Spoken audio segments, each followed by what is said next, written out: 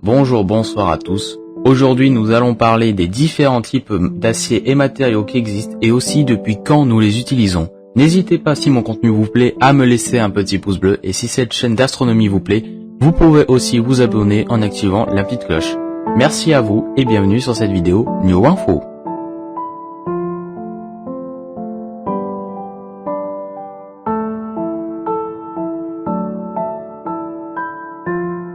Depuis la nuit des temps, l'homme ne cesse d'évoluer. Les premiers outils des hommes étaient en os, puis par la suite ils commencent à en créer de nouveaux, en pierre et en bois.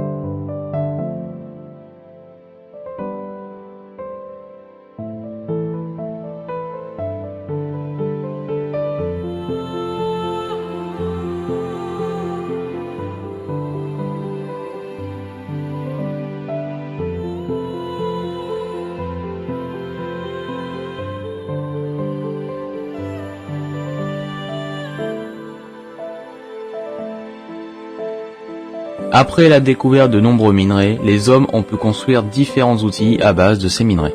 Grand 1. Les différents matériaux. Notre croûte terrestre est composée de différents matériaux et le minerai de fer est le plus abondant dans cette croûte terrestre. Mais dans cette croûte terrestre, nous avons aussi du cuivre, du zinc, du fer, etc. Ces matériaux viennent d'étoiles mortes.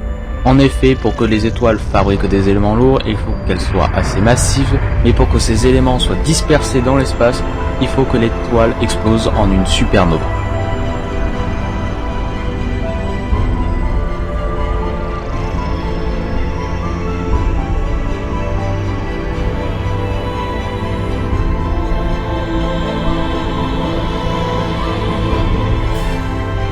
Grâce à l'atome de cuivre, nous pouvons l'utiliser pour en faire des alliages. Les alliages de base de cuivre sont les premiers outils composés d'un matériau ferreux jusqu'au Moyen-Âge, car le cuivre a une température de fusion de 1100 degrés, comparé au fer qui a une température de fusion de 1500 degrés. Nous faisons un alliage composé de cuivre et de zinc, cela nous donne du laiton. Et si nous en faisons un alliage composé de cuivre et d'étain, cela nous donne du bronze. Grâce à l'atome de fer, nous pouvons l'utiliser pour la composition de différents matériaux que nous allons voir dans le grand 2. Grand 2, les différents types d'alliages. Jusqu'au Moyen-Âge, vers 1400, le fer a été travaillé essentiellement par forgeage, car il n'était pas possible de chauffer suffisamment. Le forgeage est l'ensemble des techniques permettant d'obtenir une pièce mécanique en appliquant une force importante sur une barre en métal, à froid ou à chaud, afin de la contrainte à épouser la forme voulue. Un peu de carbone dans le fer le durcit, découvert par le chauffage du fer au charbon de bois. Mais rajouter trop de carbone peut le fragiliser. Sa dureté augmente encore en le trempant brusquement dans l'eau ou dans l'huile après l'avoir chauffé. Au début de la Renaissance, vers 1500, il est possible de fondre l'alliage fer-carbone à plus de 2% de carbone à 1200 degrés. Ce nouvel alliage se nomme la fonte. L'élaboration industrielle de l'acier fer-carbone à moins de 2% de carbone commence vers 1850.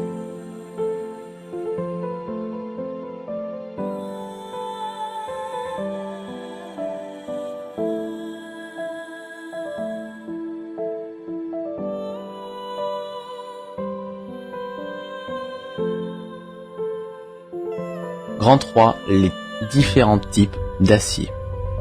Avec les techniques modernes, nous sommes capables de faire différents types d'acier en jouant sur le taux de pourcentage du niveau de carbone dans cet alliage. Par exemple, nous avons les aciers non alliés. Un acier composé de maximum 2% de carbone, c'est un acier non allié. On le désigne par sa limite élastique, soit son pourcentage de carbone multiplié par 100.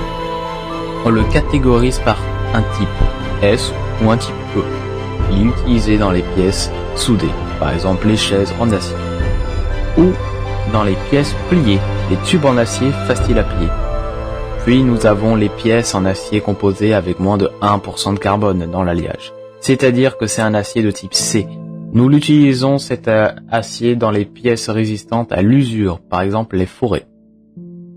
Nous avons comme autre catégorie les aciers faiblement alliés. Ce sont des aciers composés d'autres éléments en plus du fer et du carbone. Par exemple, on peut rajouter des atomes de chrome. Nous utilisons cet acier dans des pièces fortement sollicitées, par exemple le chemin de fer. Nous avons comme autre catégorie les aciers fortement alliés. Ce sont des aciers composés d'autres éléments en plus du fer et du carbone. Mais le carbone est en quantité inférieure à 1%. Cet acier est un acier de type X. Nous l'utilisons dans la fabrication des pièces soumises à des conditions particulières comme par exemple la corrosion. Par exemple, les casseroles. Grand 4, les techniques de recyclage. Bien évidemment, après l'exploitation du fer pendant des centaines d'années, nous en avons en très grande quantité sur la surface de la Terre. Depuis peu, au lieu d'utiliser les techniques traditionnelles du traitement des minerais de fer, nous utilisons la technique du recyclage, c'est-à-dire la collecte de différents produits pour ensuite les faire fondre et en fabriquer de nouveaux. Par exemple, les centres de tri de voitures, car une voiture peut être 70% réutilisable grâce au centre de tri. Bien évidemment, la technique de recyclage a un coût bien inférieur comparé au coût d'usinage classique, mais cela a aussi un coût écologique bien meilleur. Mais nous allons voir cela dans le grand 5. Grand 5, les coûts écologiques. On ne va pas se le cacher, mais la fonderie c'est un gouffre à énergie et donc une usine à production de gaz à effet de serre. Car pendant longtemps, pour faire chauffer les minerais de fer, nous utilisons des énergies fossiles, par exemple le charbon. Mais si je détaille les deux techniques de fabrication de l'acier, en premier la fonderie traditionnelle.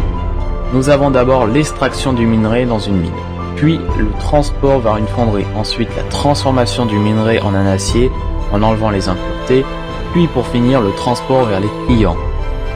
Puis pour la deuxième technique de fabrication de l'acier, c'est la technique de recyclage. En première étape, nous avons la collecte des différents sites de tri, casse auto ou bien d'autres. Puis ensuite la fonderie en enlevant les impuretés, puis pour finir le transport vers les clients. On y gagne en recyclant car nous avons l'extraction du métal qui est une étape qui utilise des machines énormes et très polluantes qui est une étape en moins pour le recyclage. Donc pour conclure, nous avons différents types d'acier qui nous entourent et en majorité, vaut mieux les recycler qu'au lieu de les jeter dans la poubelle plastique. J'espère que cette vidéo vous aura plu, n'hésitez pas à lâcher un petit pouce bleu sous cette vidéo et à vous abonner si mon contenu sur l'astronomie vous plaît. Merci à vous, au revoir.